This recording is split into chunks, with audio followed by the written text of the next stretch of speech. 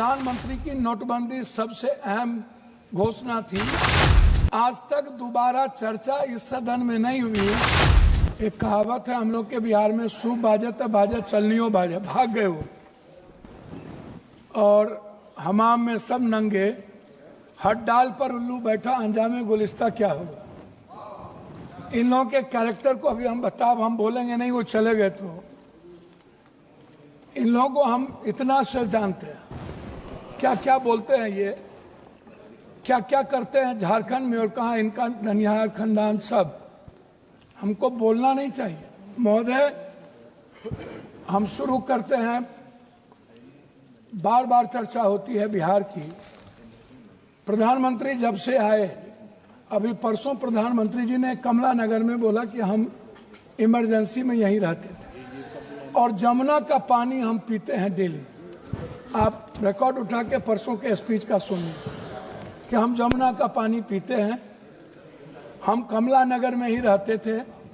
प्रधानमंत्री जी हमारे कहाँ कहाँ रहते थे, कहाँ नहीं रहते थे, हमको आज तक समझ में नहीं आई कि गुजरात, जो गांधी और पटेल के गुजरात, जो मोहब्बत की नगरी और लोकतांत्रिक व्यवस्था में वसुधैव कुटुंबकम और मानवता के लिए जो प्रतीक थे, आज वो गुजरात गांधी से हटा करके, पटेल से हटाकर उनको नाथूराम गोडसे और नए गुजरात की परिभाषा से परिभाषित की गई। शुरुआत किया गया और जब आए तो उन्होंने काला धन, जाली नोट, 15 लाख रुपया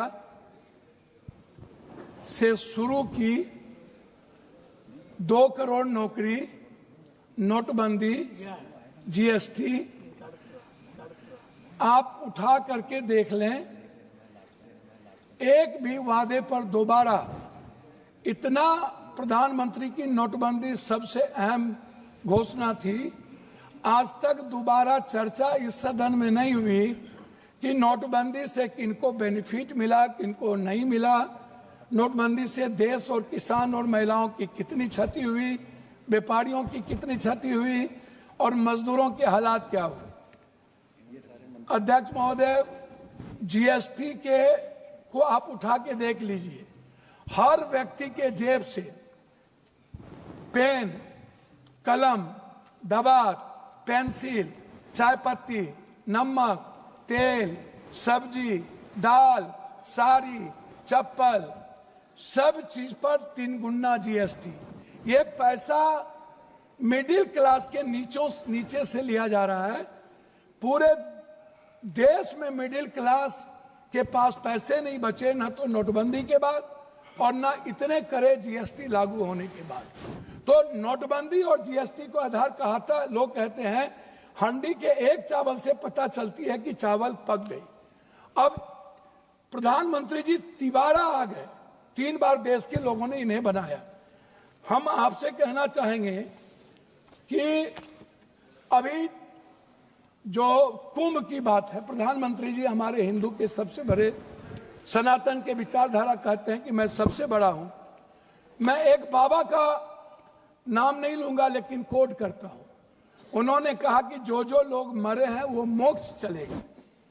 तो मैं चाहता हूं कि लगभग बाबा और नागा, जो नेता वहां जाते हैं और जो बड़े पैसे वाला, उनको भी डुबकी लगा के मर जाना चाहिए ताकि इन लोगों का कल्याण हो जाए।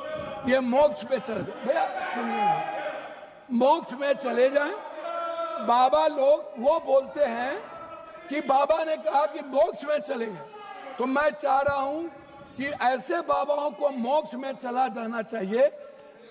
दूसरी बात, मैं अंडरस्टैंड मंड यंग, वो साधु संतों को आशीर्वाद दे रहे हैं, बाबाओं को आशीर्वाद दे रहे हैं। जी जी जी। मैं भैया, दूसरा बात, उन्होंने अंडरस्टैंड मंड यंग को ही उन्होंने 2000 करोड़ का लगभग उन्होंने ठेका दिया, जबकि 13 में, 19 में इन्हीं को कुंभ मेला का ठेका दिया गया था। 4 लोग लगे, सारे मैनेजमेंट, टेक्निकल मैनेजमेंट से लेकर के ये सारे चीज इन्हीं को था। ये कौन है, इन पर क्या इंक्वायरी होगी। अध्यक्ष महोदय, 487 करोड़ का बजट हुआ करता था नेहरू जी के समय। और अब 10,000 करोड़ का बजट है सिर्फ एक कुंभ मेला का। जब नेहरू जी के समय कुंभ में लोग मरे थे तो गिनती थी। जब दुनिया में सोशल मीडिया, इतने बड़े मीडिया प्लेटफॉर्म पे इतना बड़ा बड़ा हमारा मीडिया है, सब कुछ है, एक बार गिनती नहीं हुई, जबकि 600 से लगभग लोगों का कहना है, वहां आंखों देखे, मेरा नहीं कहना है, कि 300 और 600 के लगभग लोगों की लाशें गई और उसको हिंदू रीति से नहीं जलाया गया। क्या हमारे संस्कार इतने गिर गए कि हम हिंदू रीति से उसके लाश को भी नहीं जलाए? इस जानकारी का कोई आधार है? अब मैं दूसरी बात नहीं करूंगा पप्पू जी, मैं दूसरी बात, अगर इस पार्लियामेंट से कहेंगे इतनी बड़ी संख्या, मैं इस जानकारी का आधार देंगे या आप ये कह देंगे आधार ही के रूप में 300 और 600 लोग मर गए? हुजूर, मैं क्या कह, तो आप हमारे संरक्षक है, गार्जियन है, मैं अपनी बात उनके द्वारा कह रहा हूं। दूसरी बात, महोदय राष्ट्रपति भाषण में रोजगार की, नौकरी की, बीपीएससी का, यूपीएससी का, एसएससी का, नीट का, जो लगातार हमारे नेता राहुल गांधी इस सवाल को लेके बोलते रहे। बीपीएससी में हमारे बिहार के बच्चों को मारा गया, लगातार धरना पे हैं, हम कोर्ट गए, लगभग पेपर क्वेश्चन लीक आउट होता है इस देश में। क्या कभी किसी पेपर, क्या कभी मिडिल क्लास या ओबीसी या ईबीसी का बेटा अब कभी नौकरी कर पाएगा? 3 बार प्रधानमंत्री रहते हुए आदरणीय प्रधानमंत्री जी के कार्यकाल में रेलवे की वैकेंसी नहीं निकली, बैंकिंग की वैकेंसी नहीं निकली, लगभग अग्निवीर हो गया। और इतना ही नहीं, नियोजित और संविदा की खेती होगी, परमानेंट नौकरी अब नहीं मिलेगा, नौकरी लगभग प्राइवेट की ओर चला गया। तो प्राइवेट में तो अध्यक्ष जी आरक्षण है नहीं, तो ओबीसी, ईबीसी, एसटी, एससी का बच्चा तो गया। आपने तो हमला कर दिया है आरक्षण पर, 67% आरक्षण नहीं देंगे। अब जाति जनगणना की बात बीजेपी के मुंह से शोभा नहीं देती।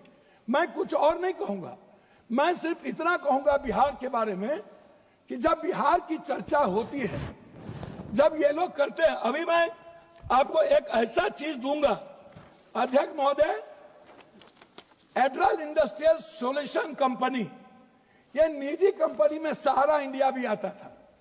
सहारा इंडिया लगभग 3 करोड़ लोगों का पैसा अभी झारखंड, आप तो किसी भी स्टेट के साथ सौतेलेपन का व्यवहार करते हैं, आप तेलंगाना देखिए, बेंगलोर देखिए, झारखंड देखिए, झारखंड का आप जीएसटी का पैसा नहीं देते हैं, झारखंड की बंद पड़ी फैक्ट्रियों का आपके रीजन में बंद हुआ, झारखंड में आप, झारखंड की इकोनॉमी की स्थिति क्या है आप उस पर चर्चा नहीं करते हैं, आप बंगाल पे भी चर्चा नहीं करते हैं, बिहार की जीएसटी का पैसा नहीं मिलता है।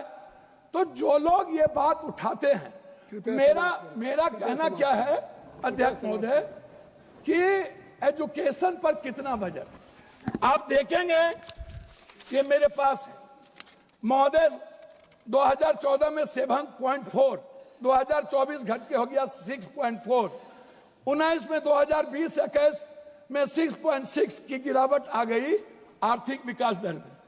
महंगाई की स्थिति आप देख लीजिए सर, ये कहते हैं ना लगभग 84 से 86 करोड़ को आप कौन सा चावल दे रहे हैं आजादी के बाद, कौन सा?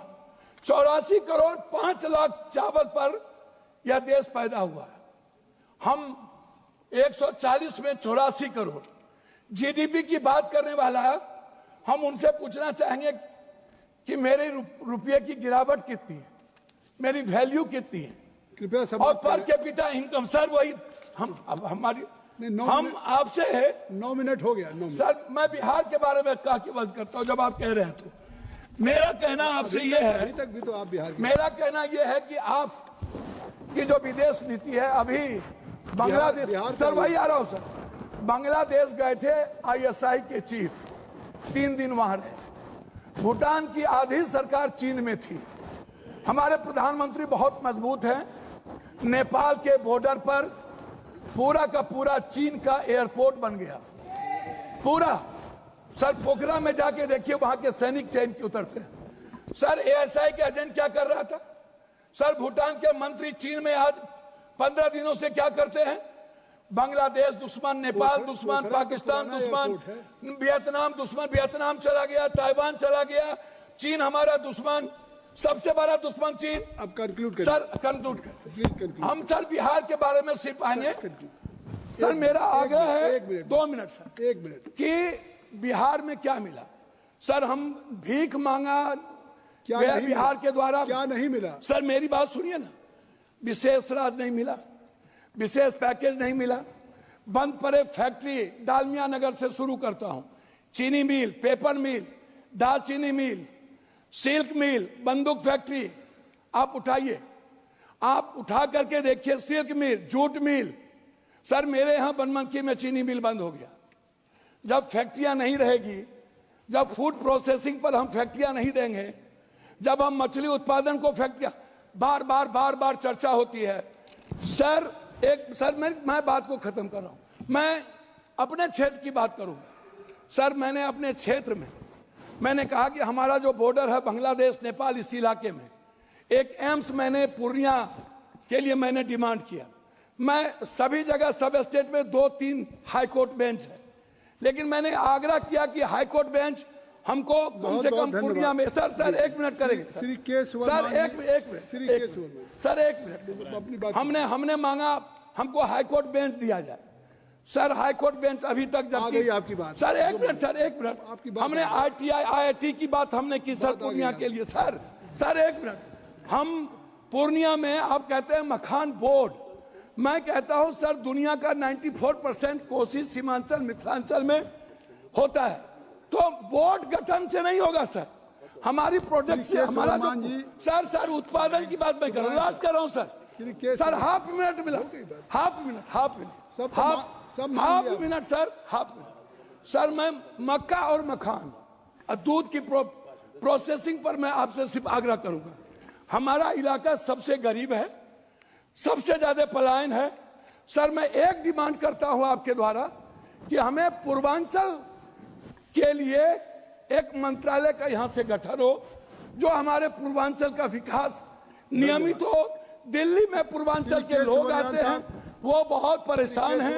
मेरा आग्रह है कि पूर्वांचल मंत्रिमंडल का गठन हो और वहां से विकास हो। धन्यवाद सर। श्री के सुब्रमण्यन जी। Speaker sir,